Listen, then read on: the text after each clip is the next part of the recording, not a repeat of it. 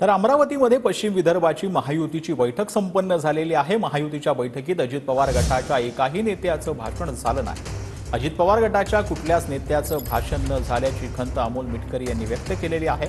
महायुतीत समन्वय ठेवायचा असेल तर तिन्ही पक्षांचा सन्मान राखणं गरजेचं असल्याचे मिटकरी म्हणाले।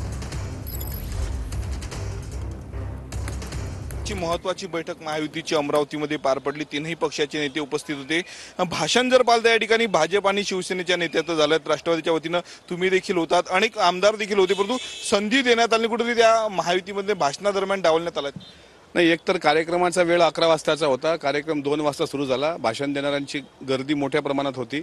भारतीय जनता पार्टीकडून प्रसाद लाड त्या ठिकाणी आले होते, प्रतापराव जाधव शिवसेनेकडून आले होते, उदय सामंत शिवसेनेकडून आले होते आणि आम्हाला अपेक्षा अशी होती की अनिकेत तटकरे जे आमचे समन्वयक आहेत ते बोलतील, पण ते पण शेवटी मला वाटते ते निघून गेले। त्याच्यामुळे महायुतीमध्ये जर समन्वय ठेवायचा तर तिन्ही पक्षाला सारखं मान सन्मान असला पाहिजे, मित्र पक्षाला असला पाहिजे, रिपाईचा घटक पण बोलला पाहिजे अशी साधारणपणे अपेक्षा होती।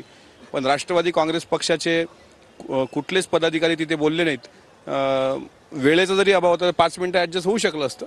आता त्याच्यात आता आपण काय करणार, शेवटी त्यांनी तो घेतलेला निर्णय आहे। पण नाराजी आहे का तर नक्कीच या बाबतीत थोडंसं खंत वाटते की साधारणपणे एखाद्या कार्यक्रमाचा शिष्टाचार तसा असतो की 3 पक्ष एकत्र आहेत, त्यात राष्ट्रवादी काँग्रेस पक्ष हा प्रमुख पक्ष महाराष्ट्रामधला आहे, त्यातल्या कुणालाच जर इथं बोलू दिलं गेलं नाही तर याबाबत आता पुढच्या बैठकीच्या पूर्वी मला असं वाटते गांभीर्याने विचार करावा। कॅमेरामन अनिकेत दहातोंडेसह मी स्वप्नील उमाप, TV9 मराठी, अमरावती।